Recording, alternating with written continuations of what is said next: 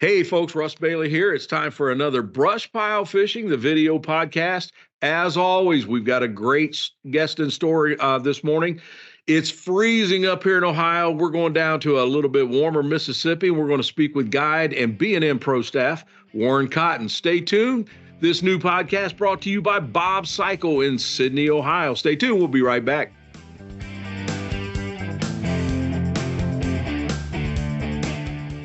All right, folks, welcome back. Our guest today, Warren Cotton, Mississippi guide. Warren, is it warmer down there? Yeah, maybe a little bit, but not much, Russ, man. We're a little chilly the last few days, maybe last 4 days or so. It's been pretty chilly, man. I was telling my video guy, I said, Monday through Friday, we've got a lake 5 minutes from my house, and I normally do a 3-minute or a 3-mile walk every day at 5 a.m. And even yesterday it was 25 degrees. I did it. This morning it was 16. I went back to bed, man. You did, man. Hey, we ain't 20 no more, Russ. Far from it. So, nah. I feel so bad for you guys down there. I know, right? So Warren, let's talk a little bit of Mississippi fishing. We're at the end of January, okay? I know those fish haven't started to spawn. What pattern are they in right now? We're still in what we consider the winter pattern, crappie is seasonal pattern fish, as you know, Russ. But we're in that winter pattern, man, where a lot of these fish are either on shallow flats or right next to that river channel in that deeper water, anywhere from 14 to 20 feet of water and near that river channel. So, you got different stages of fish that are staged in different zones, I would say, of the lake. It's not a whole lot of lake to work with this time of the year, as you know, because of the drought. So, it's just all a matter of finding, those fish that really want to feed. Okay. And this time of the year is really not hard. Yeah. Now, Warren, you're one of the guides that it seems like everybody is going to one pole live scoping. And I know you can do that, but you still offer some good old spider rig trips, don't you? Yeah, man. I just try to cater to what my customers like, man. I've been doing this right at 20 years now. And, whatever makes them smile, makes them happy. And they really like trolling and having a lot of fun with it versus me up there trying to show them, how to pick off one fish at a time. So that's what I do, man. I just try to cater to my fan base, my clients, people that, like to fish with me, and whatever makes them happy, I'm gonna roll with it, Russ. I hear you. And, I've talked about this on the show and some of the podcasts. Of course, I've got live scope on my boat. And when it first came out, I was like everybody else, man. I was chasing them single fish, and this and that. But I'm telling you, those tournament guys, you got to give them credit. That's a lot of work. And for somebody like me, I don't tournament fish anymore. I'm a little bit older. I like to relax a little bit more. So I use my live scope. I want to see if the fish are there, what they're doing. Other than that, I go back to a lot of my old style techniques, whether it's long lining or, I love dock shooting. And folks, I've done a show with Warren. This was a couple years ago. It aired last year. If you haven't seen that one, you need to check that out. Now, I'm going to tell a little story on Warren here, okay? So we were all down at the Crappie compound. And if you don't know, look that up. Les Smith, man, he is one heck of a host. Warren, there's a bunch of us down there. John Harrison and Mayo and all of them. And folks, when I say we put the feed bag on, we were eating well. But Warren and I had tried to get a show a while back, and we had some boat issues. And then just due to scheduling, it was hard to get this together. And Warren's schedule was as crazy as mine. He hadn't been able to get on the water. And Warren, you told me, man, Russ, I just don't want to waste your time. I said, well, it's up to you. And you left the compound, and we were going to plan on doing a spring show. Next thing I know, folks, I get a call that night from Warren. And I think he got scolded by his wife because he said, hey, I was talking to the wife. And she says, what do you mean you ain't going to try it tomorrow? Tell him that story, Warren. Yeah, man. My wife, she got on my butt, man. I ain't gonna lie. She rolled me hard, man, about that. She said, "You get out there and you do what you love to do, and you make the best out of it." And that's what I did, man. But yeah, it was a lot of situations that occurred right at the last minute. We got faced with a front, so I got hit Big with time. during all your shows, the shows you did when you were in town. I think my show was one of the ones that got hit with the elements, and so hey, you don't when you come in town, you never know what's gonna happen, and so it just happened that way. But I always tell people, you never know until you go. You don't never know what's gonna happen till you get out there on the water. And hey, we got out there and we caught some slabs, man. So it ended up working out. But hey, when you fish every day for a living, it shows. Yeah. It shows. Yeah. It shows. Well, the thing I remember, like you say, the other guys I did the shows with at that time, we had stable weather. And then when it was your turn, man, we had some patterns come in. And even the morning, if you remember, the morning that we taped, we didn't know if we would even get a fair shot at it because we had some storms coming in and it was looking nasty. And folks, we got out there and I'm telling you, probably 2 hours, we had plenty for the show. It was done. Yeah. We got in before the rain. And it turned out to be an awesome show. And that's what we were doing. Spider rigging with some live bait rigs. It was awesome, man. Yeah. And I had my live scope running because, like you alluded to earlier, Russ, although, I do live scope sometimes just picking off, but for the most part, I use that live scope, man, to locate these fish.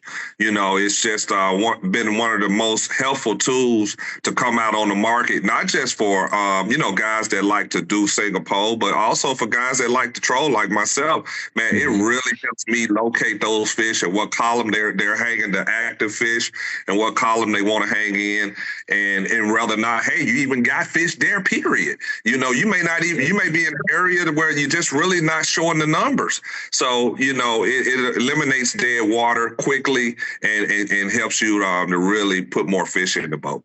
That's one thing that is so true because I've got some lakes that I like to fish with standing timber. And I remember back in the day, you would pull in those coves and you would just start fishing those trees. You didn't know if they had fish on them or not. And like you say, that live scope eliminates the water, man. Yep. It eliminates dead water, man. And so it's just been a helpful tool for me, man. I know those guys work really hard on those tournament trails, man, trying to locate live scope. So I definitely, man, my hats off to those that are, out there actually fishing tournaments, man. I did it for a long period of time, and I know how hard it is. So, kudos to those guys as well. Now, Warren, how long you been guiding down there? Oh, Russ, man. Probably now I've been tournament fishing in total about 19 years. 19 years. I've been guiding about probably half of that. Okay. And you got a few good lakes down there to do it on, don't you? Man, I'm telling you, Russ, man, I just can't say it enough. Man, we're surrounded by some of the, best crappie fishing lakes in the country. As you know, you come down, man. I mean, you know how phenomenal these fisheries are, man. It's just, it's unbelievable, man. And they're right there in my backyard. I was pretty much raised on these lakes. So, it's just, I can't say it enough, man. We're located on the Arc of Slabs, Yeah, no kidding, man. That highway stretch is dynamite for crappie, man. Dynamite, man. Year after year, I'm gearing up now as we speak, getting ready for the spring bite, man. The books are filling up fast. And so, man, just year after year after year. Unfortunately, we lost a lake, which is Arcabulla.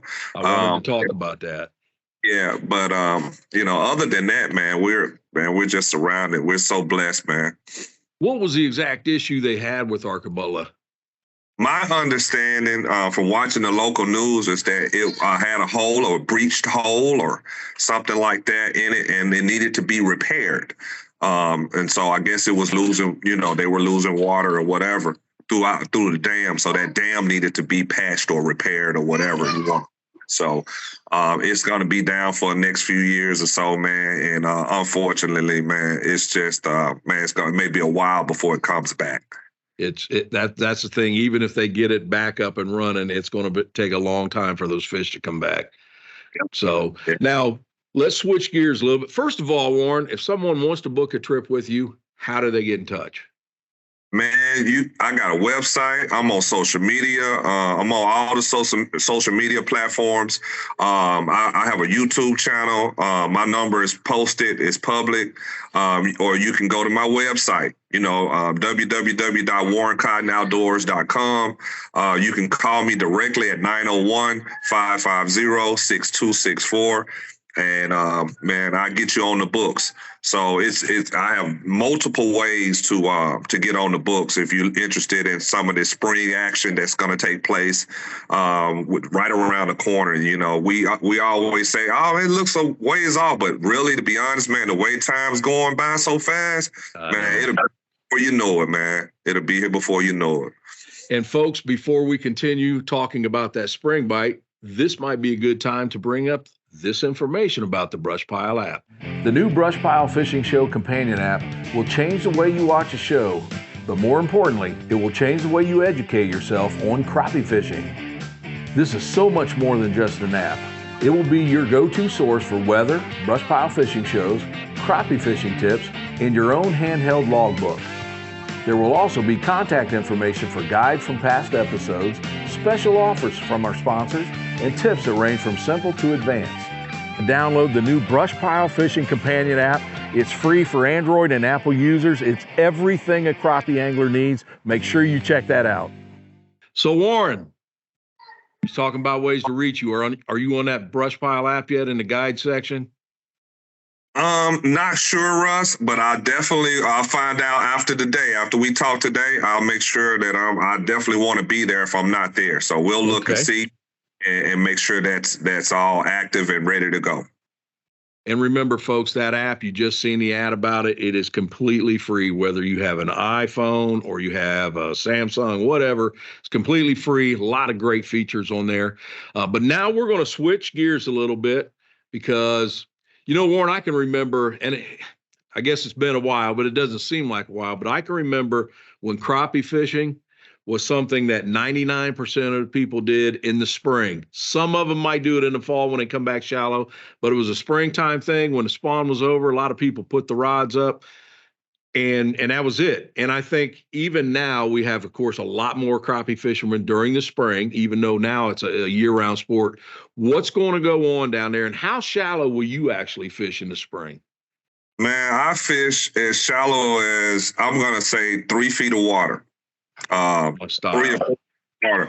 I spent like maybe a week on Enid this past fall, and maybe sometime I'm gonna say October.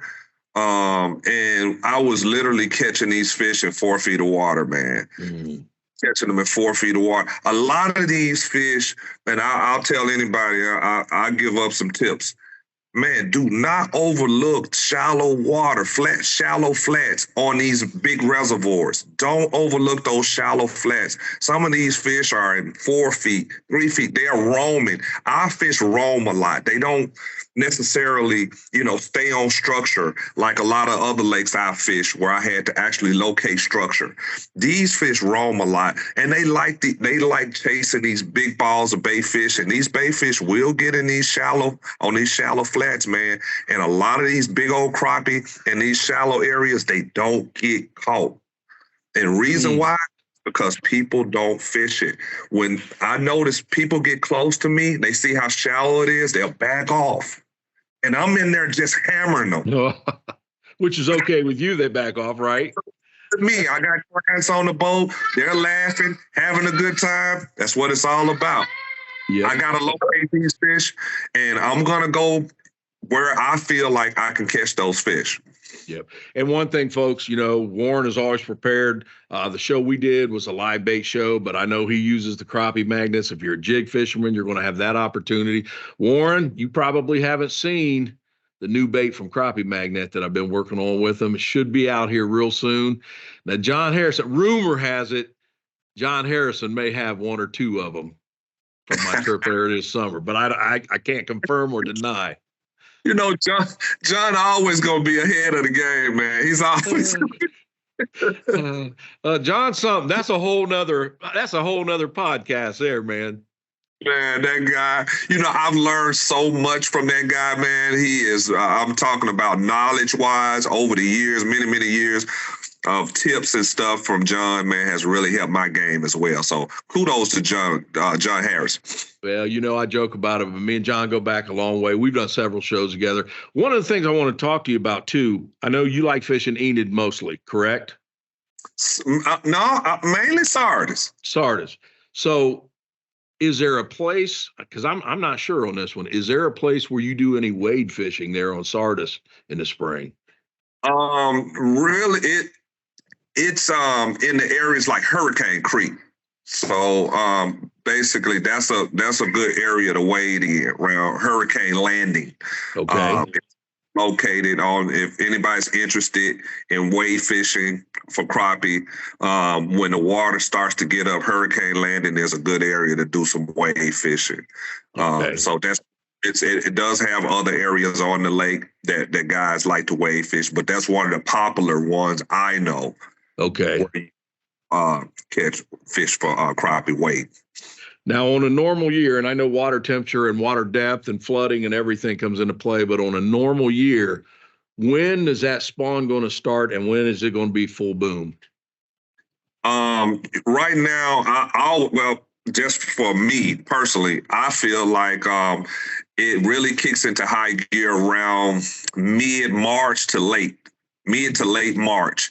It really gets in, full swing, and it'll run all the way to about, and depending on the temperature, it'll run all the way to about maybe mid-April. Okay. That'll probably be about it. That'll probably be about it. Give or take the temperature. If it rises real fast, it may be early April. It may be, early or a little bit earlier than mid-April. Yeah. Now, do you have openings right now for the spring? You have any left? Okay. So folks, if you have never been to Mississippi fishing, you need to give Warren a call. If you are a crappie fisherman, you owe it to yourself to experience this down there.